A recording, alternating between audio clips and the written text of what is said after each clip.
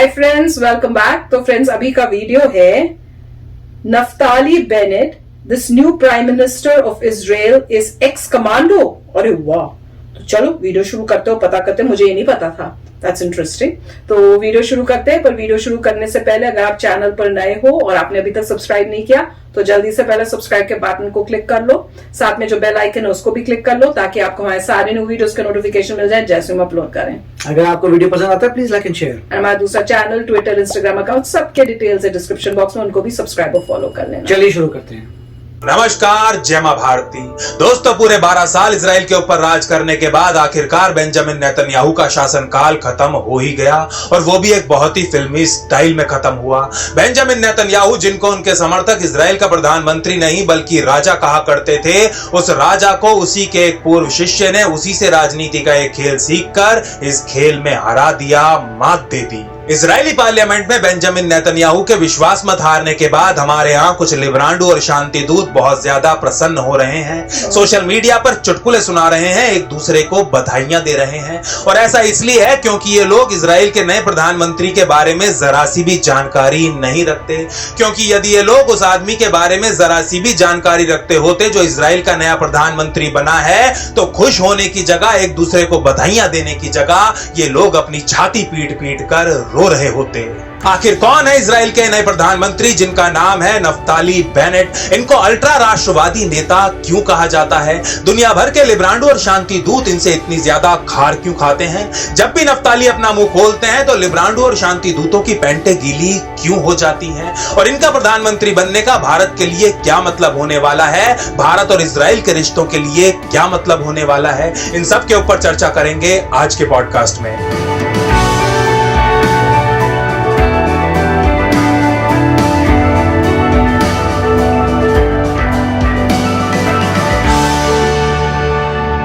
दोस्तों, 49 वर्षीय Naftali Bennett का जन्म 25 मार्च 1972 के दिन इजराइल के हाइफा शहर में हुआ था।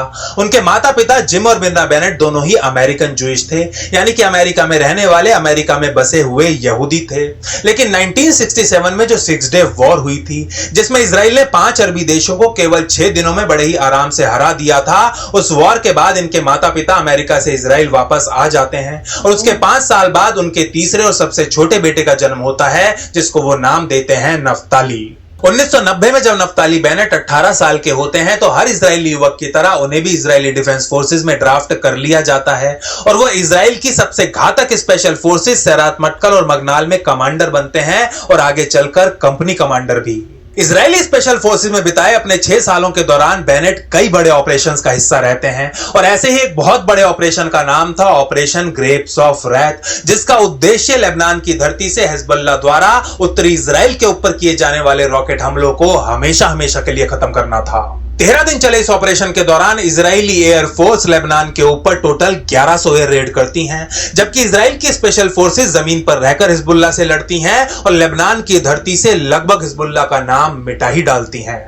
1996 में नफ्ताली बेनेट को पूरे सम्मान के साथ आईडीएफ से डिस्चार्ज कर दिया जाता है, लेकिन वो रिजर्व फोर्सेस का हिस्सा बने रहते हैं। लेकिन 2002 में इजराइल में दूसरा इंतिफादा शुरू हो जाता है, यानी कि इजराइल के खिलाफ दूसरे विद्रोह की लहर शुरू हो जाती है। इसी दौरान मार्च 2002 में इजराइल के नेतन्या शहर में एक आतंकी हमला होता है, जिसमें 30 सिविलियंस मारे जाते हैं, और ये सभी सिविलियंस यहां पर छुट्टी मनाने आए हुए थे, वेकेशनर्स थे। इजरायली धरती पर हुए इस हमले के बाद इजराइल में एक रोष की लहर उठ खड़ी होती है।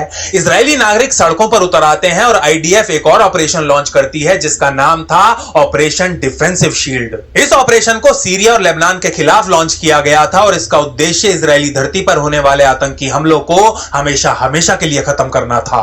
नफ्ताली बेनेट ने भी इस ऑपरेशन में बढ़ चढ़कर हिस्सा लिया था, और उनके नेतृत्व वाली कंपनी ने लेबनान और सीरिया की धरती पर कई मिशंस को सफलतापूर्वक अंजाम दिया था।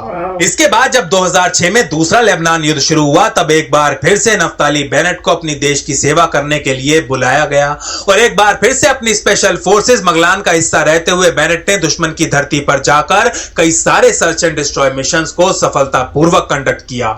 आईडीएफ से डिस्चार्ज होने के बाद 99 में बेनेट एक सॉफ्टवेयर कंपनी को फाउंड करते हैं जिसका नाम था क्योटा।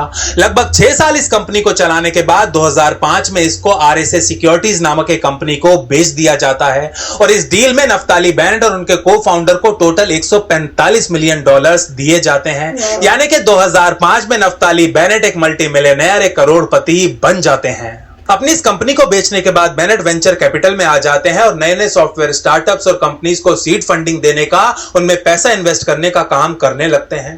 बेनेट को इस काम में भी बहुत ज्यादा सफलता मिलने लगती है और उनका वेंचर कैपिटल का काम भी बहुत ज्यादा आगे बढ़ने लगता है। लेकिन तभी 2006 में दूसरा लेबनान युद्ध शुरू हो जाता है और एक बार फिर से उनको युद्ध लड़ने के लिए बुला लिया जाता है।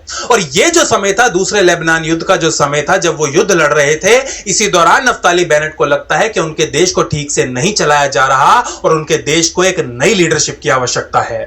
इसीलिए दूसरे लेबनान युद्ध के बाद बेनेट बेंजामिन नेतन्याहू की पार्टी ज्वाइन कर लेते हैं और उनके चीफ ऑफ स्टाफ भी बन जाते हैं।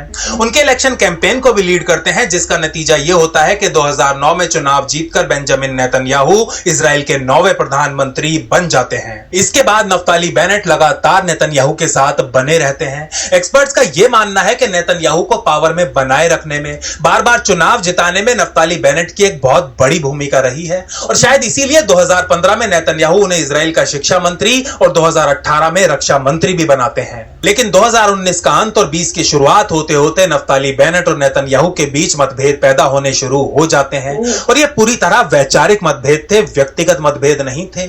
इस समय तक नेतन्याहू की फिलिस्तीन को लेकर जो विचारधारा हो चुकी थी, नफ्ताली बेनेट उससे बिल्कुल भी सहमति नहीं रखते थे।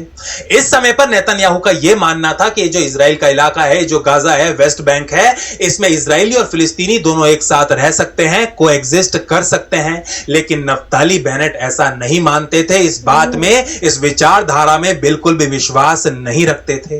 नफ्ताली बेनेट का यह मानना था और यह मानना है कि ये जो भूमि है, ये जो धरती है, ये जो इजराइल है, ये सिर्फ और सिर्फ यहूदियों के लिए है, इजराइलियों के लिए है। यहां पर फिलिस्तीनियों के लिए कोई जगह नहीं है। और शायद यही कारण था कि नफ्ताली बेनेट को उनके अपने मीडिया द्वारा, इजरायली मीडिया द्वारा अल्ट्रा नेशनलिस्ट यानी कि अति राष्ट्रवादी, चरम राष्ट्रवादी और धार्मिक राष्ट्रवादी जैसी संज्ञाएं दे दी गई हैं। इसके अलावा बेनेट को नेतन्याहू से यह भी शिकायत थी कि नेतन्याहू ने बराक ओबामा के प्रेशर में आते हुए, अमेरिका के अंडर प्रेशर काम करते हुए इजराइल में जो सेटलमेंट बनाने का काम चल रहा था उसको जानबूझकर धीरे कर दिया। इन्हीं सब शिकायतों के चलते बेनेट बेंजामिन नेतन्याहू से अलग हो गए और उन्होंने अपनी एक अलग राजनीतिक पार्टी बना ली। लेकिन जब उन्होंने पहली बार चुनाव लड़ा तो उनको कोई खास वोट नहीं मिल पाए। लेकिन वहीं दूसरी तरफ इजराइल की किसी भी पार्टी को, किसी भी नेता को क्लियर मेजॉरिटी नहीं मिल पाई और जोड़ तोड़ करके जो सरकार बनाने की समीकरण थी वो भी नहीं बन पाई। इसलिए दूसरे इलेक्शन के अलावा और कोई रास्ता नहीं रह गया। और जब ये दूसरी बार इलेक्शन हुए तब नफ्ताली बेनेट को पहली बार की अपेक्षा कहीं ज्यादा वोट मिले। ये एक बार फिर से जो चुनाव हुए, इनमें नफ्ताली बेनेट की पार्टी दूसरी पार्टियों के वोटों को खा गई, उनको काट दिया। लेकिन एक बार फिर से किसी भी पार्टी को क्लियर मेजॉरिटी नहीं मिल पाई और सरकार बनाने का जो एकमात्र रास्ता रह गया वो था कोएलिशन का रास्ता, यानी कि गठबंधन का रास्ता। इस दौरान बेंजामिन नेतन्याहू इजराइल के इंटरिम प्राइम मिनिस्टर बने रहे और बैकग्राउंड में जोड़ तोड़ की कोशिशें चलती रहीं। बेंजामिन नेतन्याहू की सरकार को गिराने की कोशिशें चलती रहीं और ये कोशिशें खत्म हुई 13 जून 2021 के दिन, जब सदन में एक विश्वास मत के दौरान नफ्ताली बेनेट को 60 और बेंजामिन नेतन्याहू को केवल एक कम 59 वोट्स मिले। कहने का मतलब यह कि केवल एक वोट से ही सही, लेकिन विश्वास मत जीतकर नफ्ताली बेनेट इजराइल के अगले प्रधानमंत्री बन चुके हैं। लेकिन आने वाले समय में उनकी सबसे बड़ी समस्या रहेगी उनकी ये जर्जर गठबंधन वाली सरकार, क्योंकि इस गठबंधन में कई सारी पार्टीज हैं, छोटी छोटी पार्टीज हैं। कई पार्टीज तो ऐसी हैं जिनमें केवल 1 या 2 सदस्य ही सदन में बैठे हुए हैं और उनके लिए दूसरी सबसे बड़ी समस्या बने रहेंगे खुद बेंजामिन नेतन्याहू, क्योंकि नेतन्याहू उन लोगों में से नहीं है जो अब रिटायरमेंट लेके अपने हॉलिडे होम में, वेकेशन होम में रहने लगेंगे। बिल्कुल भी नहीं। नेतन्याहू लगातार नफ्ताली बेनेट के ऊपर नजर बनाए रखेंगे, उनके पीछे खड़े होकर उनकी गर्दन पे फूंक मारते रहेंगे और जैसे ही उनको मौका मिलेगा वो नफ्ताली बेनेट की सरकार गिराने में जरा सी भी कसर नहीं छोड़ेंगे। अब आखिरी और सबसे महत्वपूर्ण प्रश्न यह है कि नफ्ताली बेनेट का इजराइल का प्रधानमंत्री बनना इजराइल और भारत के संबंधों के लिए क्या मायने रखता है? तो दोस्तों ऐसा नहीं है कि नफ्ताली बेनेट और भारत दोनों एक दूसरे से पूरी तरह अनजान है, बिल्कुल भी नहीं। नफ्ताली बेनेट भारत की जो करंट सरकार है, जो मोदी सरकार है, उसके साथ डील कर चुके हैं, इसके साथ उनके बहुत अच्छे संबंध हैं। जैसा कि मैंने आपको बताया कि 2015 में नफ्ताली बेनेट इजराइल के शिक्षा मंत्री बने थे, लेकिन क्योंकि शिक्षा मंत्री का किसी दूसरे देश के साथ इतना ज्यादा लेना देना नहीं होता, इसलिए नफ्ताली बेनेट का भी भारत के साथ कुछ ज्यादा संपर्क नहीं हो पाया। लेकिन 2018 में वो इजराइल के रक्षा मंत्री बने और 1 साल तक इस पद पर बने रहे। और यही वो समय था जिस दौरान नफ्ताली बेनेट के भारत सरकार के साथ, भारत के साथ संबंध बनने शुरू हुए और ये संबंध बहुत अच्छे से बने और बहुत ही कम समय में बहुत ज्यादा घनिष्ठ भी हो गए। इसी दौरान भारत जो इजराइल से डिफेंस इक्विपमेंट खरीदता था, इसमें बहुत तेजी से बढ़ोतरी आई और इसके पीछे सबसे बड़ा रोल रहा खुद नफ्ताली बेनेट का। नफ्ताली बेनेट ने आज तक खुलकर भारत के पक्ष में कोई बड़ा बयान तो नहीं दिया है, लेकिन यदि रक्षा मंत्री के रूप में उनके एक्शंस को देखा जाए, उनके निर्णयों को देखा जाए, तो यह साफ पता चलता है कि वो भारत के एक बहुत बड़े पक्षधर हैं। ये नफ्ताली बेनेट का रक्षा मंत्री का कार्यकाल ही था जिस दौरान भारत इजराइल का दूसरा सबसे बड़ा डिफेंस कस्टमर बन चुका है। और एक्सपर्ट्स भी यही मानकर चल रहे हैं कि यदि नफ्ताली बेनेट इजराइल के प्रधानमंत्री बने रहते हैं, यदि वो एक स्टेबल प्रधानमंत्री बने रहते हैं, तो ये भारत और इजराइल के रिश्तों के लिए बहुत अच्छा होगा। और दोस्तों यही वो समय है जब भारत सरकार को बिना किसी की चिंता किए बिल्कुल खुलकर इजराइल को अपना समर्थन देना होगा, क्योंकि यदि आने वाले समय में नफ्ताली बेनेट इजराइल के प्रधानमंत्री बने रहते हैं तो फिर दबे दबाए समर्थन से काम नहीं चलने वाला। तो फिर भारत को बिल्कुल खुलकर दो टूक शब्दों में इजराइल को अपना समर्थन देना होगा। और यदि भारत ऐसा करता है, यदि भारत इजराइल की तरफ अपना एक कदम बढ़ाता है, तो नफ्ताली बेनेट उन लोगों में से हैं कि वो भारत की तरफ 4 कदम बढ़ा देंगे। तो फ्रेंड्स बहुत अच्छा वीडियो था जिसमें उन्होंने उनकी पूरी बैक जो स्टोरी है पूरा बताया कि कितना उन्होंने डेडिकेशन है उनका और कितना टाइम उन्होंने आर्मी के अंदर अपना as a commando, as a soldier किया और कितने सारे उन्होंने मिशंस थे जिसमें पार्टिसिपेट किया था। तो ऑब्वियसली जिन्होंने ये सब किया उनके लिए अपनी कंट्री सबसे पहले होगी भाई, और होनी भी चाहिए। पर रिगार्डिंग कि इंडिया के साथ क्या रिलेशनशिप्स होंगे उनके, वो तो टाइम ही बताएगा। पर मोस्टली यही होता है कि अगर आपकी कंट्री के साथ अच्छे रिलेशनशिप है तो नेक्स्ट जो आते हैं बनेंगे प्राइम मिनिस्टर, उनके साथ भी वो भी रिलेशनशिप अच्छे ही बना के रखेंगे।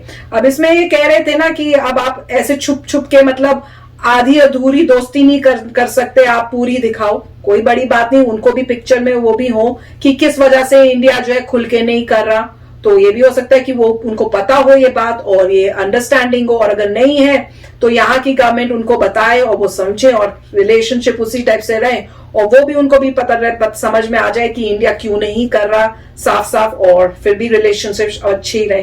तो मैं तो यही कहूंगी कि जैसी पहले रिलेशनशिप थी वैसी ही रहे या उससे और भी स्ट्रांग हो जाए इंडिया और इजराइल की। पर टाइम बताएगा, पर फिंगर्स क्रॉस्ड है, होप पूरी है।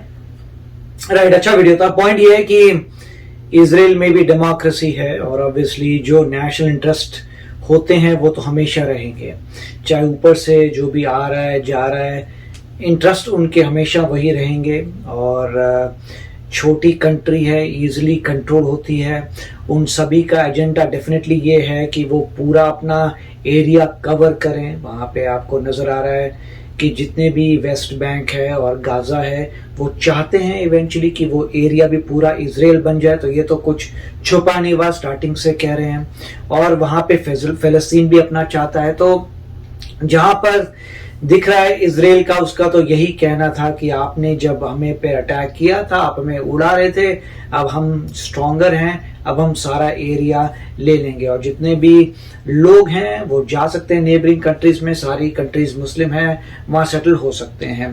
तो उनका ये सोचना है। अब मिस्टर नेतन्याहू थोड़े सॉफ्ट अप्रोच ले रहे थे, लड़ाई झगड़ा ना हो, शांति से जिए सब लोग, परंतु लोगों की विल देखी कि लोगों ने उनको पूरी वोटिंग नहीं दी। राइट, अल्टीमेटली डेमोक्रेसी है।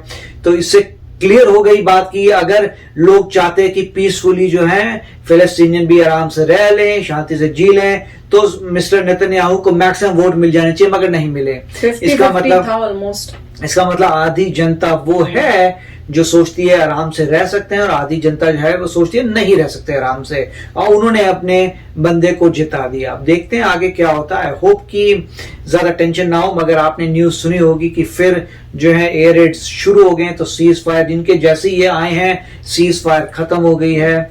उन्होंने बोला था हमास ने कोई एयर बलून्स लगा रखे थे, कुछ फायर बलून्स कह रहे हैं, उससे नीचे फायर जगह जगह आ गई थी, हीलियम बलून्स थे। तो उसके बाद इजराइल ने भी इमीडिएटली अटैक किया है। तो उसने रिस्पॉन्स दिया है, अटैक नहीं कह सकते क्योंकि वो रिस्पॉन्ड कर रहे हैं एग्रेशन की। तो उन्होंने रिस्पॉन्ड कर दिया, तो लड़ाई झगड़ा धीरे धीरे फिर शुरू हो गया। तो देखेंगे क्या होता है। मगर मैं तो एग्री करता हूं डेमोक्रेसी में जो लोगों की विल थी उन्होंने चूज किया बंदा। इनकी गवर्नमेंट बहुत फ्रेजाइल है, एक बंदा भी इधर उधर हो जाए तो पूरी गिर सकती है। मिस्टर नेतन्याहू भी वहां पे कोशिश करेंगे कि डिस्टेबलाइज हो, मगर नेट रिजल्ट ये है कि इस जहां 50-50% है वहां पे लोगों को बेटर करना पड़ेगा क्योंकि कंपटीशन बहुत ज्यादा है अब।